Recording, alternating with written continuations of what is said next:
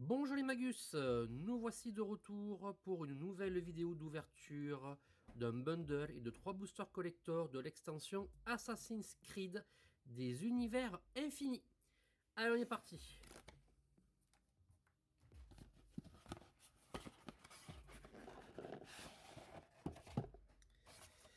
Donc dans le bundle, vous avez 9 boosters infinis.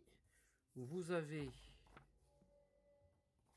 une feuille avec 2 arts recto verso, la boîte de rangement, et à l'intérieur, donc vous avez une série de tokens cartonnés. Vous avez le rappel des règles simplifiées, le dé de points de vie, les 9 boosters, et vous avez également la carte promotionnelle. Et je vais l'ouvrir cette fois-ci, je ne l'avais pas fait sur l'autre ouverture. Les terrains de l'extension. Donc certains foil, d'autres non foil. Donc je trouve que dans cette édition, les terrains en full art sont magnifiques. J'ai une petite préférence pour celui-là.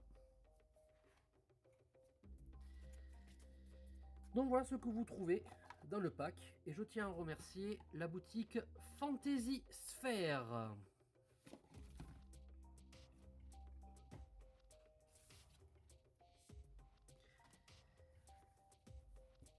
Donc boutique Fantasy Sphere que vous pouvez trouver dans la ville de Toulouse, aussi bien en boutique physique qu'en boutique internet. Allez, on est parti pour l'ouverture du premier booster.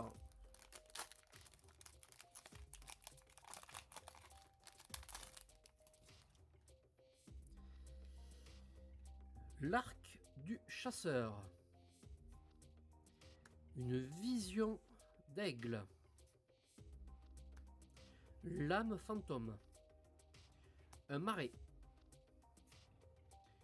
Le bateau, le Jack. Une propagande, ça c'est bien. Une Lydia Fry. Et le jeton créature mystérieuse. Allez, ouverture du deuxième booster. Donc dans chacun de ces boosters infinis, vous avez 7 cartes. Dans ces 7 cartes, vous n'avez pas de carte commune. On est sur des cartes Unco minimum. Allez, inventeur loyal. Une piraterie côtière. Lame crochet. Une plaine.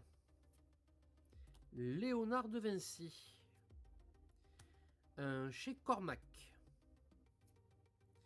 Roshan. Et une carte d'art.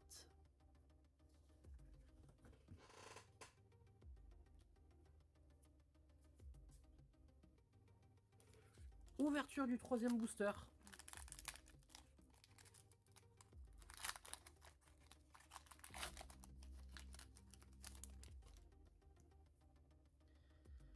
Un point de vue imposant.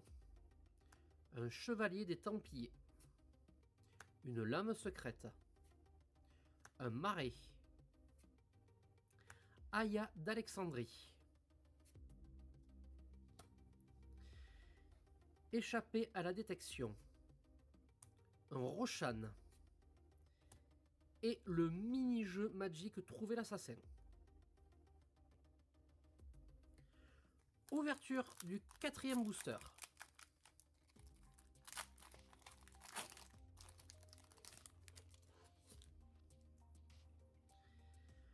Un chemin vers l'exil.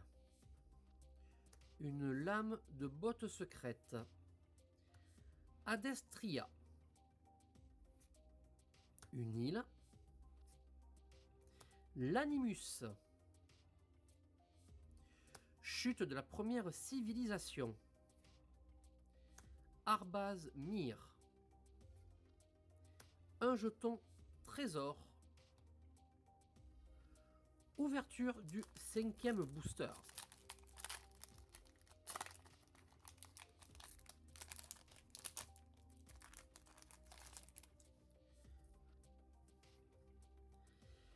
Le collecteur d'impôts. Anonymat. Une reconnaissance. Un terrain île. Un trophée de l'assassin. Origine de ce qu'on ne voit pas. Un chez Cormac. Et la carte Art. Ouverture du 6e booster.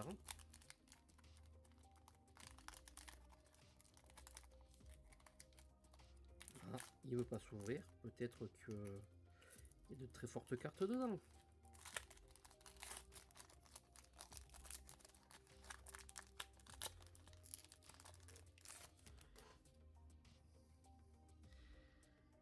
Alexio, Deimos de Cosmos.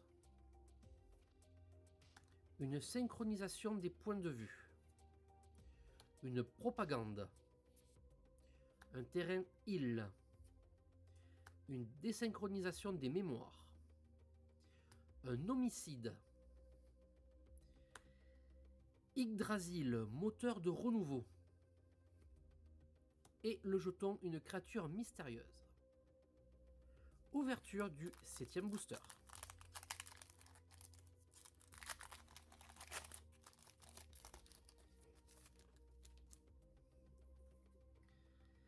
Un chez Cormac. Je peux dire que celui-là, je l'ai ouvert plusieurs fois. Une tenue de la confrérie. Ezio, novice impétueux. Une montagne. Desmond Miles. Evie Fry. Lydia Fry. Et un jeton assassin. Ouverture de l'avant-dernier booster.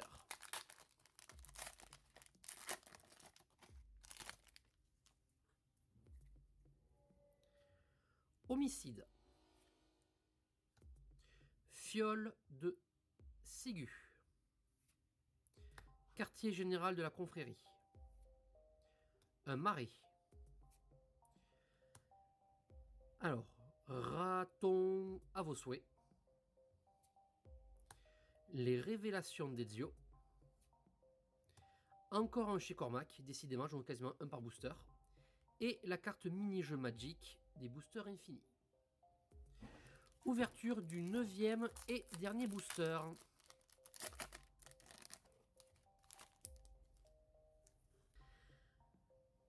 Une attaque surpuissante. Échapper à la détection. Retrouvailles cathartique. Une plaine.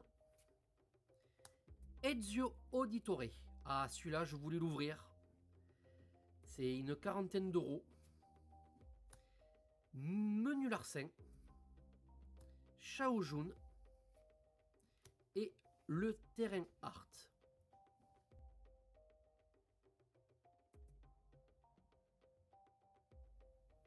Allez, on fait le bilan des cartes ouvertes. Donc je me suis un peu enflammé sur Ezio, c'est à peu près 17 euros sur Card Market.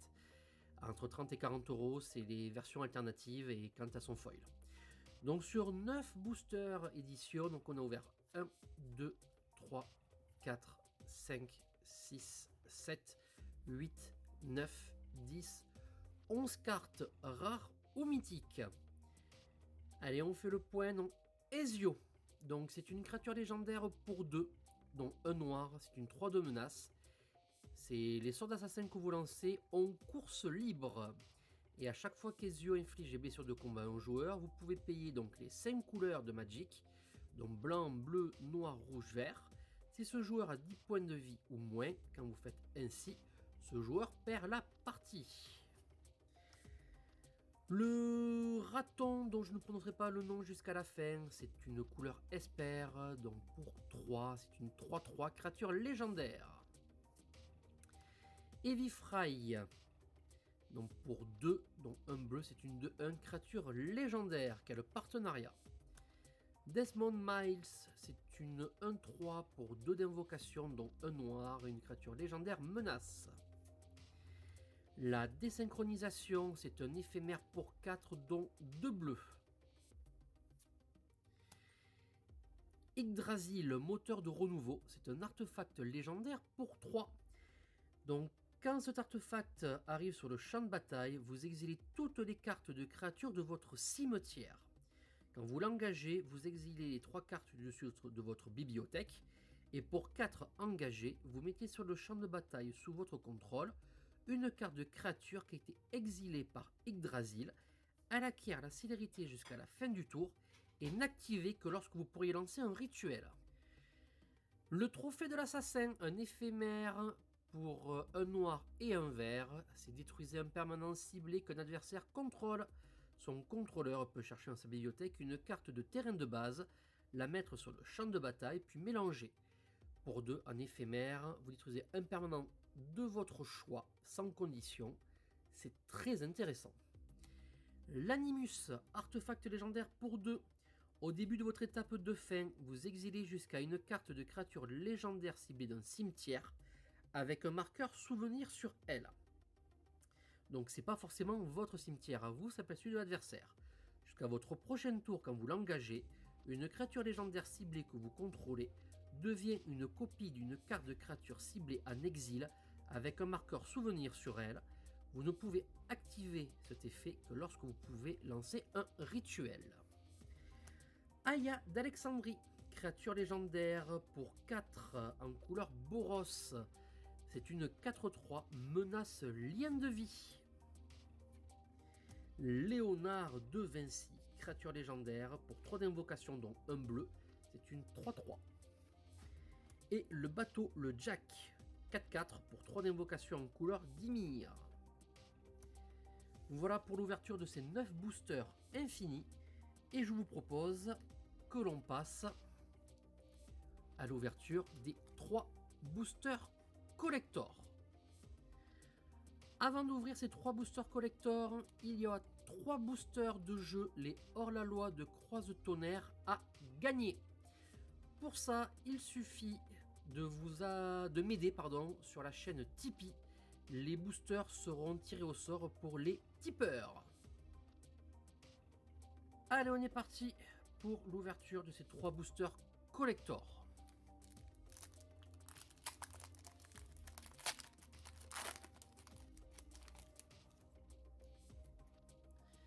L'arc du chasseur. Une reconnaissance. Balade du pavillon noir. Arnaud d'Orient. Lame crochet. Une plaine. Aveline de Grand Pré. Abstergo. Le bateau le Jack. Jacob Fry. Et la carte jeton assassin. Ouverture du deuxième booster collector.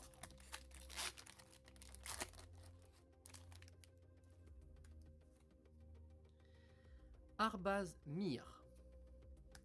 Alexio Deimos de Cosmos.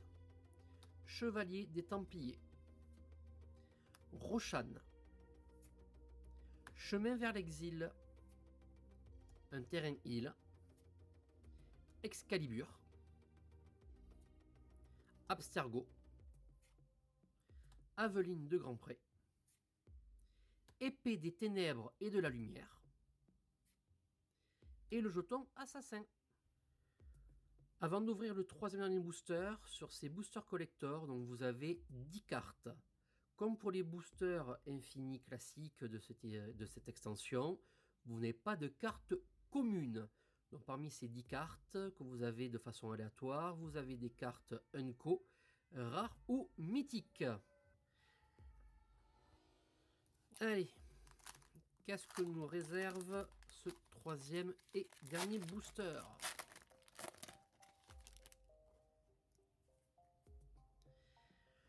Chute de la première civilisation. Point de vue imposant. Lame crochet. Alexio Deimos de Cosmos. chez Cormac, quand je vous disais que je l'ouvrais très souvent celui-là. Une montagne. Abstergo, j'en ai ouvert beaucoup également. Excalibur. Marie Reed et Anne Bonny. Et Mjolnir. Et on termine par le trophée Assassin.